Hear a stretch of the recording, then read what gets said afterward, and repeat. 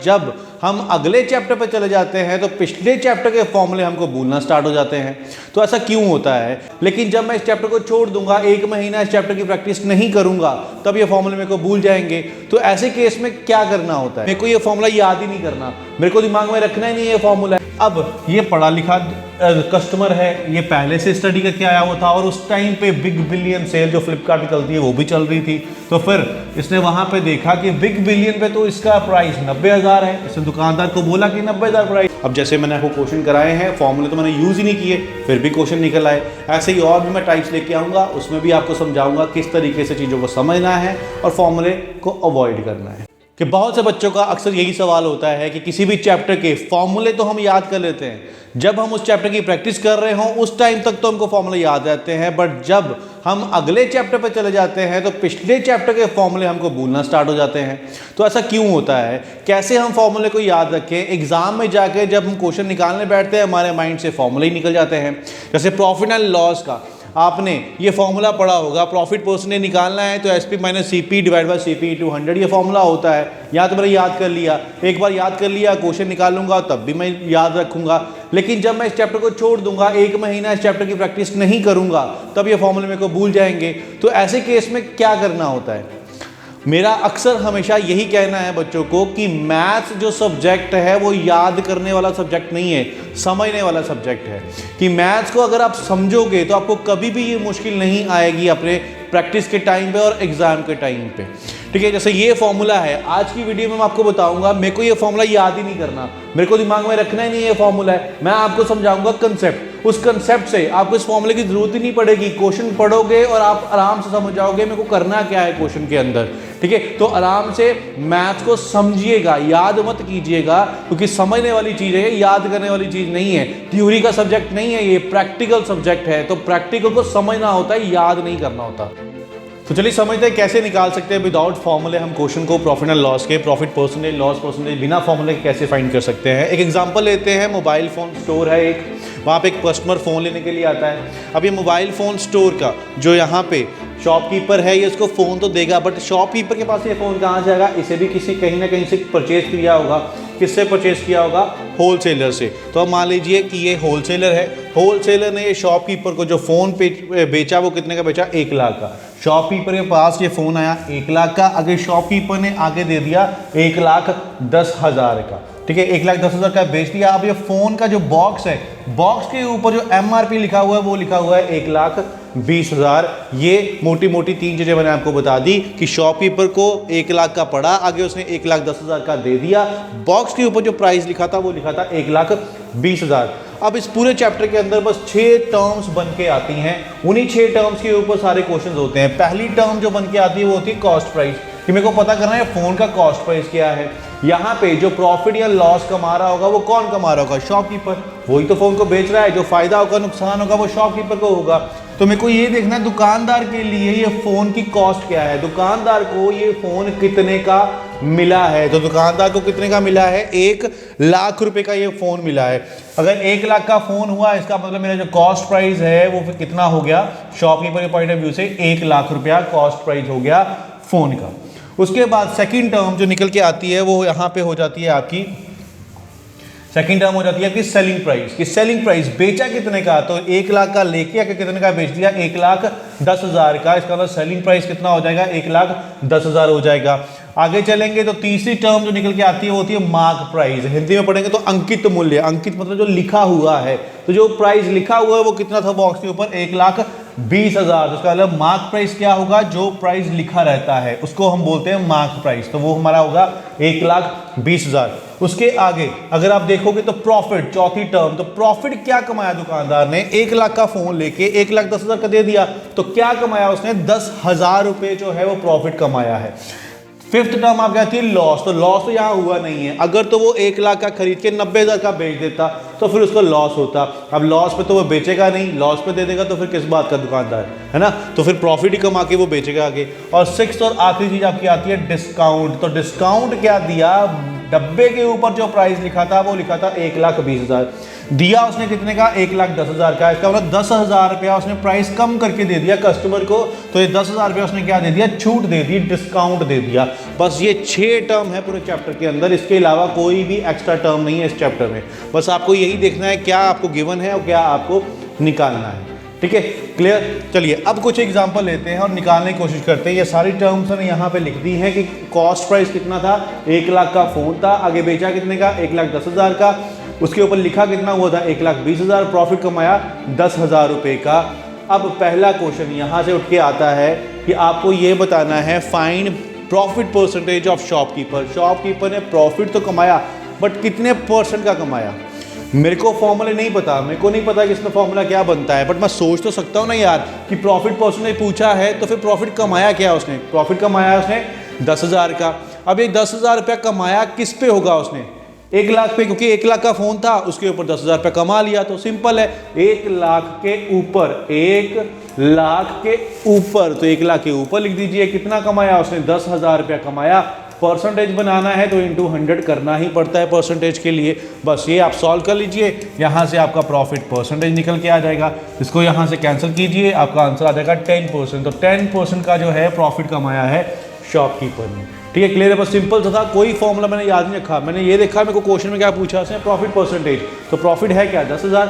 10,000 किस पे कमाता है, 1 लाख पे, तो 1 लाख के ऊपर कमाए 10,000 और इंटू कर दिया 100 के साथ। बस ये सिंपल सा फंडा है, फॉर्मूले में जाने की जरूरत नहीं है। आगे चलिए मैं एक और क्वेश्चन पूछता हूँ आपसे, इसका बताइएगा क्या बनेगा। फाइंड शॉपकीपर डिस्काउंट परसेंटेज, कि शॉपकीपर ने डिस्काउंट जो है वो कितने परसेंट का दिया है। मेरे को पता है डब्बे के ऊपर जो प्राइस लिखा था वो लिखा था 1,20,000, बट दुकानदार ने कितने का दे दिया उसको, 1,10,000 का। इसका मतलब डिस्काउंट जो है वो कितना दे दिया उसने, 10,000 रुपये का डिस्काउंट दे दिया।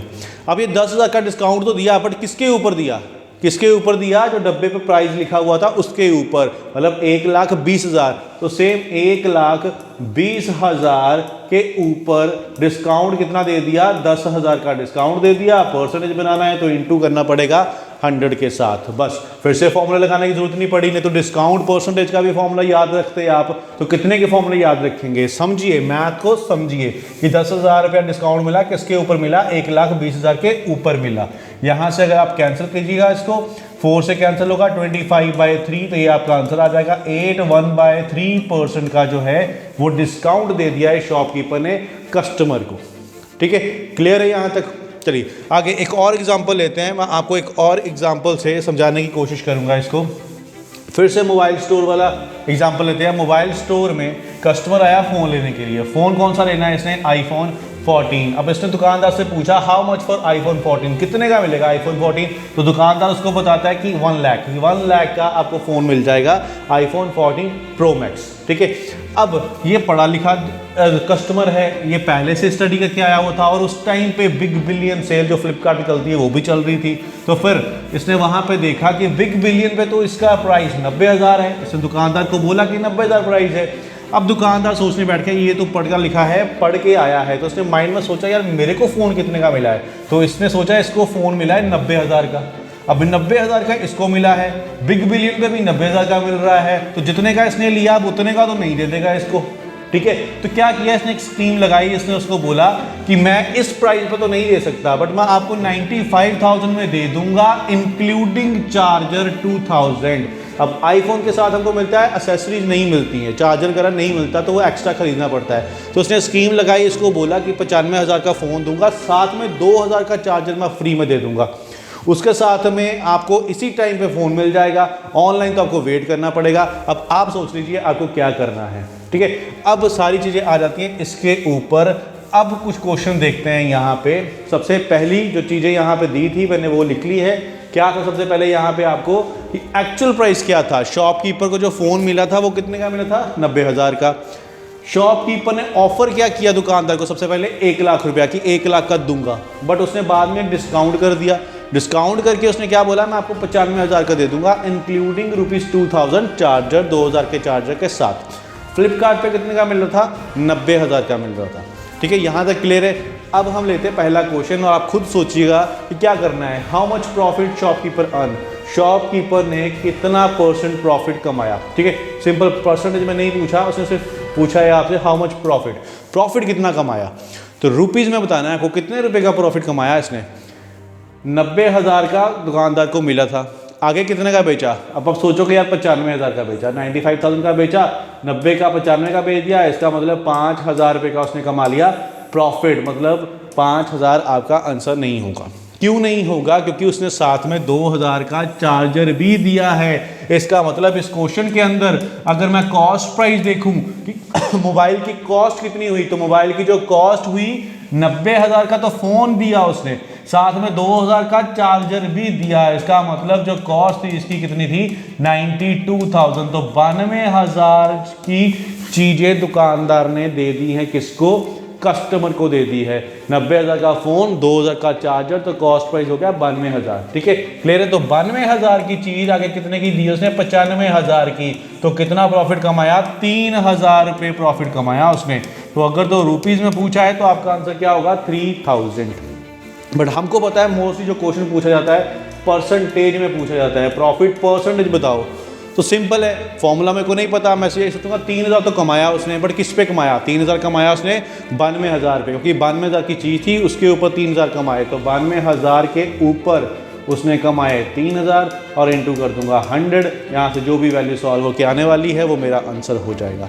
समझ रहे हो, बस चीज़ों को समझो। 3,000 तो कमाया, बट किस पे कमाया, 92,000 पे कमाया, क्योंकि 90,000 का उसने फ़ोन दिया, 2,000 का चार्जर दिया, तो उसकी तरफ से 92,000 पे गए हैं कि 92,000 पे 3,000 कमाया उसने। तो चलिए अगला क्वेश्चन देखते हैं। इसी के ऊपर एक और क्वेश्चन लेते हैं। क्वेश्चन देखिए आपको क्या दिया है, how much percent discount shopkeeper provide, कितने परसेंट का डिस्काउंट दिया शॉपकीपर ने, ये बताना है। अब आप सिंपल सी चीज़ है, आपको पता है सबसे पहले जो दुकानदार ने ऑफर किया था वो 1 लाख रुपए प्राइस ऑफर किया था। बाद में उसने बोला चलिए ठीक है मैं 1 लाख रुपए का नहीं, आपको 95,000 रुपये का दे देता हूँ। इसका मतलब कितने का डिस्काउंट दिया उसने, 5,000 रुपये का डिस्काउंट दे दिया। अब ये 5,000 रुपये का जो डिस्काउंट है किसके ऊपर दिया उसने, 1 लाख के ऊपर, कि 1 लाख में 5,000 कम कर देता हूं। तो फिर 1 लाख के ऊपर अगर 5,000 रुपये का डिस्काउंट दे रहा है वो, तो आप लिख लीजिए 1 लाख के ऊपर 5,000, यहाँ से कैंसिल कीजिए, आपका आंसर आ जाएगा 5%। तो डिस्काउंट कितने परसेंट का दिया उसने, 5% का। ठीक है, तो ये कुछ कंसेप्ट थे आपके प्रॉफिट एंड लॉस के। ऐसे हर फॉर्मूले को याद रखने की जरूरत नहीं होती, हर फॉर्मूले की क्रिएशन को समझा करो कि फॉर्मूला बना कैसे है। अगर आपको क्रिएशन पता है तो फिर आपको मुश्किल नहीं आने वाली, आपको चीज़ें याद रहेंगी, चाहे आप 2 महीने का गैप डाल लो स्टडी के अंदर, 3 महीने का गैप डाल लो। क्योंकि मैथ्स एक ऐसी चीज़ है, अगर आप इसके अंदर गैप डालते हो तो चीज़ें भूलना स्टार्ट हो जाती हैं। वो इसलिए भूलना स्टार्ट होती है क्योंकि हमने उसको याद किया होता है, समझा नहीं होता। अगर हमने उसको समझा हो तो फिर हमको 2 महीने 3 महीने जितने मर्जी का गैप डालो, आपको चीज़ें वो है वो याद ही रहेंगी।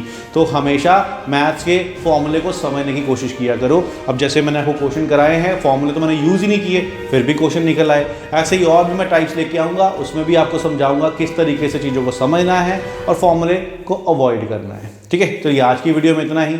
Thank you.